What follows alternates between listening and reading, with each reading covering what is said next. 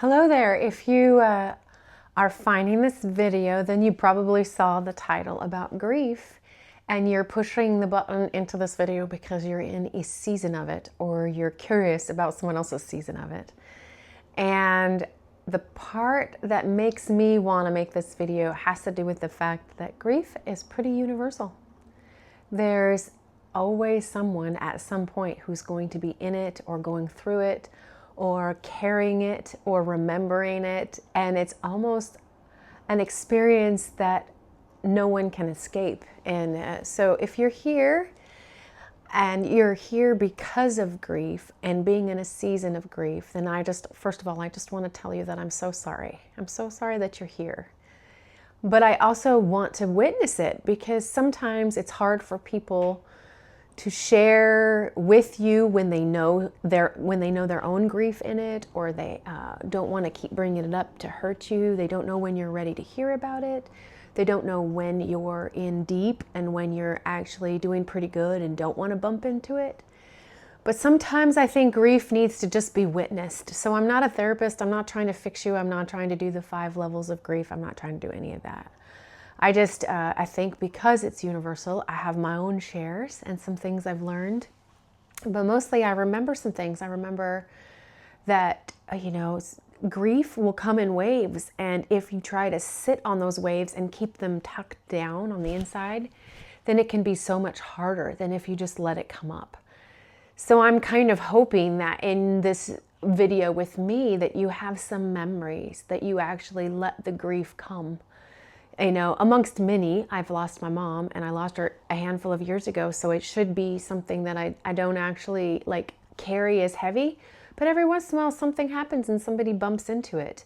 I was actually watching YouTubes yesterday, which is part of the reason why I was provoked to make this video that I've thought about so many times. And there was one video where a woman was talking about her beautiful relationship with her mom, and she was getting ready to go visit her. And I got a swell of grief, and it's even coming when I'm talking to you about it, because I just wish I could go visit my mom. But I am grateful that I had that good relationship, of course.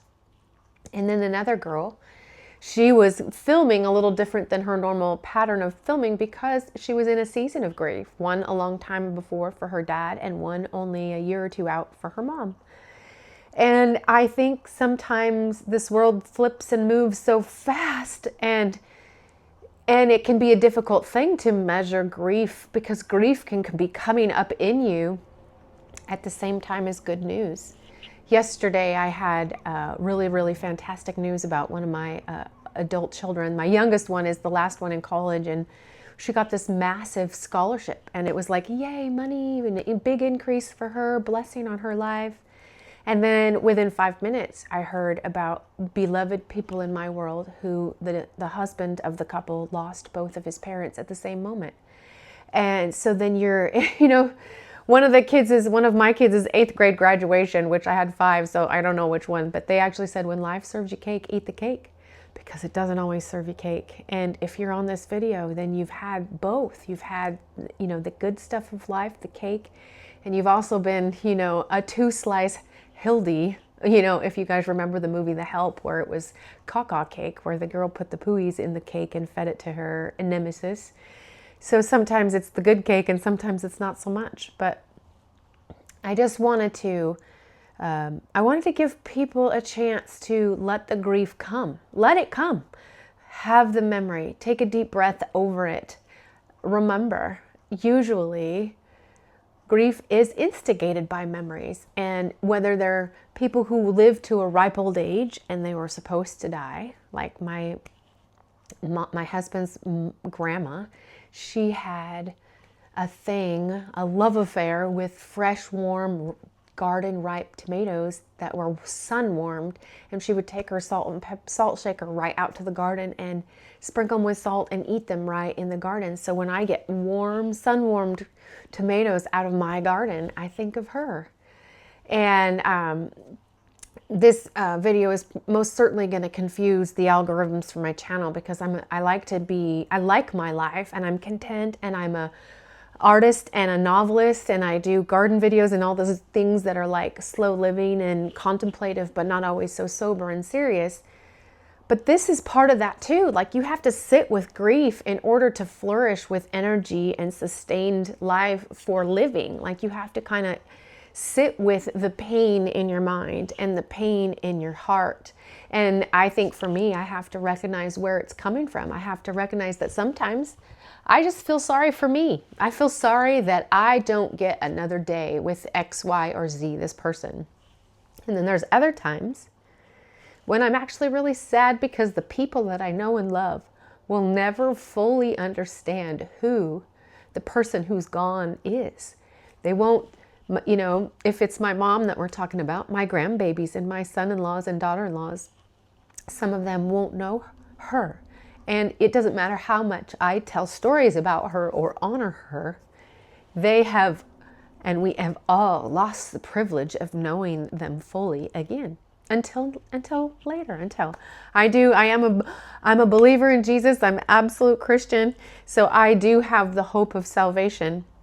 And I want to speak to that, to the fact that there is healing for a broken heart, and that a broken heart can heal and it can change. And we do know, you know, there's all kinds of teaching on grief that layers that out.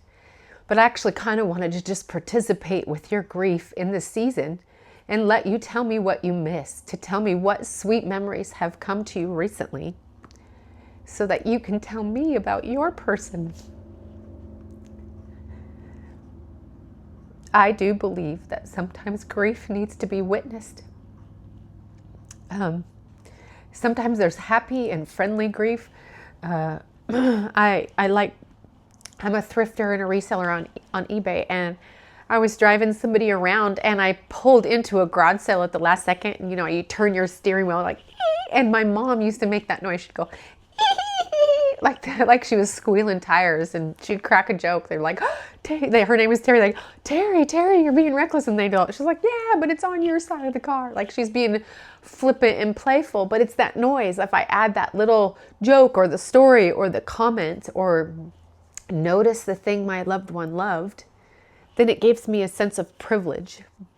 It's consolation.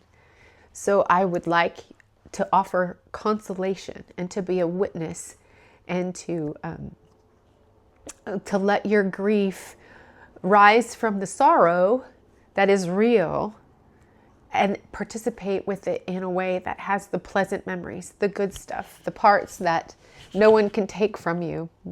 And, you know, they always talk about befores and afters, like before the season of loss and then after the season of loss. And I think the older we get, the more people we love, the more friends that we have, the more beautiful people that we know, the more them and their families have life tragedies, because that's the nature of it. Like, it's really, realism says every single person you know is going to pass away, pop off at one time.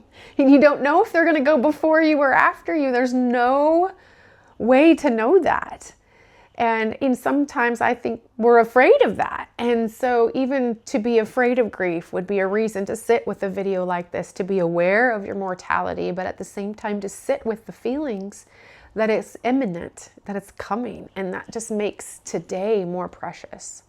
This moment more precious. The reminders that your life is fleeting and that so is theirs makes us love more, which does make us susceptible to more grief. And so just to even have that thought and that conversation and be like, yeah, if this is something that we have to roll with throughout our life, then we might as well gain some experience or skill, or just be settled in talking about it and having a place to talk about it. And obviously people have counsel and they do those things that are important. But you know, sometimes loss like that comes with, I woulda, shoulda, couldas. And so if someone in here is feeling like they could have loved their person more, or they could have told them one more thing, or they could have saved them if they had done a different choice. They always play the game of if you had a superpower, a superhero superpower, what would it be? And all of my life that I can remember, I would always just wish I had a 10-second redo. There's a lot of lives that would be entirely different if you could have a 10-second redo. And so if you're a person who wishes and dreams and needs the grace over whatever happened that you could have had a 10-second redo. I just want to be medicine to you for a second. I can't fix it. I can't undo it, but I can witness it. So if you are the redo, if you need a mulligan, can I offer you grace to that place in your heart that hurts? Can I offer you mercy? Grace and mercy is getting what you don't deserve and not getting what you do deserve. So I offer you grace and mercy to your hurting places. And to someone else, I mean, if we have this journey, if this journey is all of ours, then there is actually a possibility that you could be in a season where you could become a grief collector. You know, people collect all kinds of things, and being a thrifter, I'm there when someone passes away and their chicken or squirrel or pig collection all dumps into the Goodwill at the same time. And they collected those. People gave them as gifts and they put them out on display and they had them to cherish. And I think sometimes we collect grief.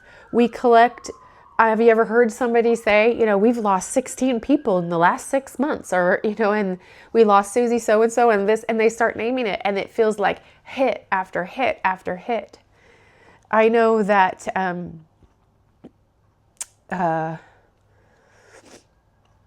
in my hunt for a healthy path with grief, which I already talked about, associations like a scent, a perfume, or that tomato or whatever, and even the freedom from hardness to ourselves, which I was just offering grace and mercy to ourselves.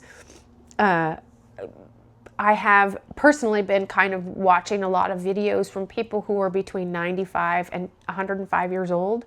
I know a few in my real life, but most of the ones that I would want to talk about grief with, I can't, because they're in it. Like you don't want them to think you got them one foot in the grave. If they already kind of do if they're between 95 and 105. And so watching videos and sitting with people, they sort of spin. Grief spins. The longer you live, the more you experience it. You kind of get chops, I think. I think you get experience with how to go with grief and how to roll with it while you're still here. And what they end up doing is, instead of saying the grief of, oh, I just miss them. I just miss them. And to hear their voice, to feel their touch, to witness them growing older, like the next age up, or experiencing something that's here now that wasn't there when they were still around. People who are older, they spin it. They actually start saying, instead of, oh, I miss them, oh, I wish, they say, man, I was so privileged to know them for 20 years or 10 years or 4 years or 2 years. And I don't know, I just feel like I want to sit in this place with people. I just want to sit with you in it. I saw a woman the other day who made a real video about a betrayal that came from a loss of life, where then all of a sudden their life was, the person who was gone's life was revealed, and there was a lot of betrayal that could never get rectified. But she was carrying the hurt of that betrayal and the loss of the relationship together. And it's so hard. But what I noticed in the comments was how many people just needed a place to say, this happened to me. I'm so sad about this. This person was so precious to me. I dearly miss this. This is my association. This is what I remember. And to share it with somebody, to have a sense of community over that. And, you know, I think that's it. I don't have a lot more. I wish if I could make this video be anything as a gift, I would want it to be a gift that alleviates your grief by witnessing it. Just one tiny iota, one tiny miniature amount. It would help you know that you're not alone, that there is peace for you and joy for you and consolation for your broken heart, that your broken heart doesn't just vanish. That was what I was saying. I didn't quite finish my thought on the before and the after. There's before your loss and after your loss, and then we will multiply that by as many as we go through in our journey here. Like some people get hammered with grief more than others. Some people get it hammered with it earlier in their life. Some people have natural normal grief and some people have trauma grief. And whichever one of those that you're in, and whichever part, the before or the after, and which layer of after you're in, I just want you to be one little bit more like with you in it. I had a dear friend who lost a child. She lost a young child, like a 7-year-old. And she said, for her, she was further along in her grief than a lot of people expected her to be because she sat with it every day. She was the one who went to the laundry and opened the laundry door and went to fold laundry of a child that was no longer there, and sat down and did homeschool with children's siblings who did not have their siblings sitting next to them and never would again. And then she also had the experience, so then people would come up to her at that time and she was, 2 and 3 weeks later, she'd already processed so much. And so the other people's grief was behind her. So then it was like she had to meet their needs a little bit. It was awkward. And then there was times when she wanted the memory and she wanted to sit in her grief. And yet it had been a couple years or 4 years or 6 years. And so to sit with her grief then creates an awkwardness for the people who are well past their grief and not wanting to bump into it fresh. So if you're out of rhythm with the people around you when it comes to your grief, I would love to be a place right here where you could say where you're at, where you could share the consumingness or the memory or the reminiscence or whatever. If you're pushing this button and you see the grief title, then that means that you're sitting with it somehow. So I know that the pain in your heart and the pain in your mind is like a wound, and the wound heals when it heals. I think, and your wound is as real as it is to you. I think sometimes our society ranks grief. It says like a spouse or a child should rank higher in your pain factor than a parent or a best friend or even a beloved pet. And in this window, I just want to tell you, your grief is yours. And if it's pain because you've loved, then it's grief. And if it's grief, then it needs to have a season in the sun so that it can come up and fully be experienced, so that you can find ways to live in your after. That's a process and it takes time. So your grief is real and your pain is decidedly yours. And you don't have to deserve more or less grief based off of who you lost. But I do want to come alongside you and say, I'm so thankful that you got to experience the love that made your pain so great. I'm so thankful that you got to know that person and value that person so much that it hurt. And I sometimes think about my mom when I miss her, and I miss her. Sometimes my grief is the self-pity. Like, I'm just sorry for myself.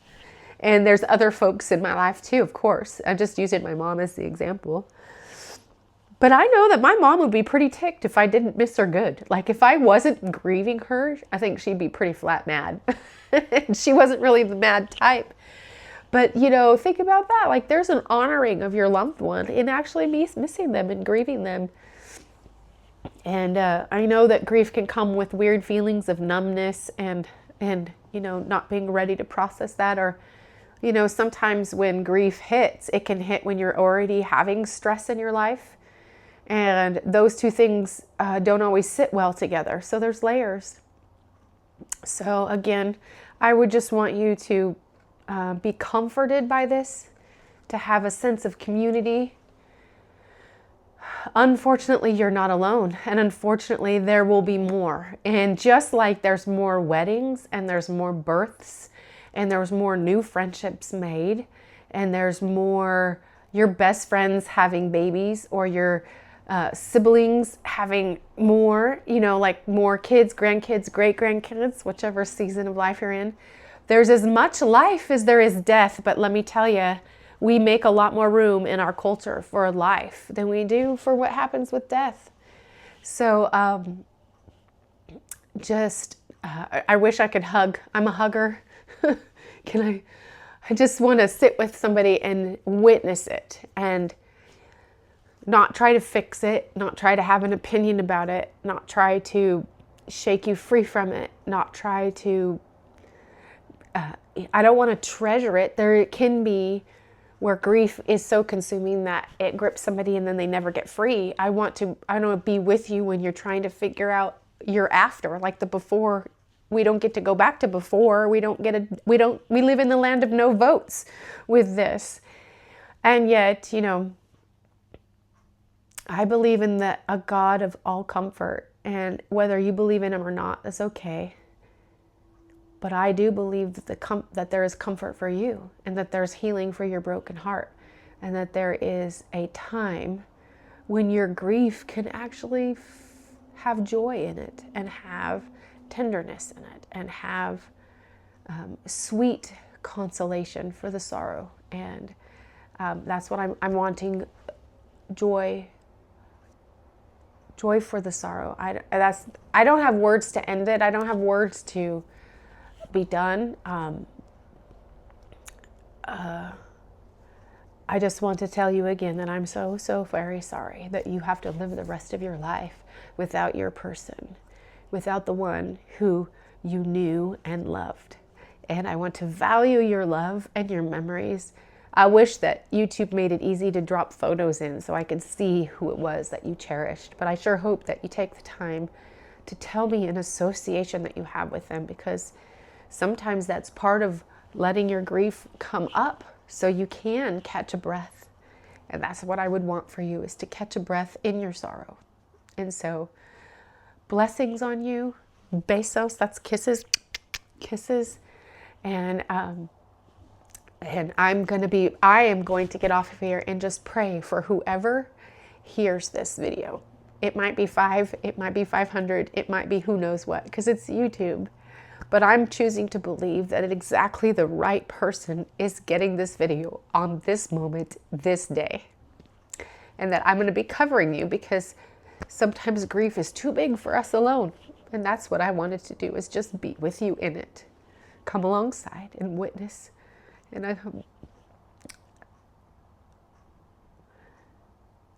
And I just need to say goodbye, because I don't have good words for wrapping it up. You can't. It's the after, right? It's part of the after. There isn't a clean ending.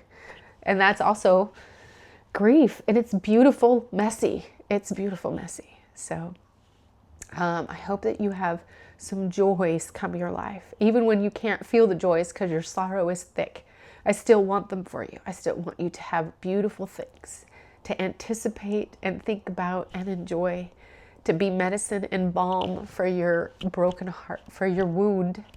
And with that, I'll say goodbye. Until next time.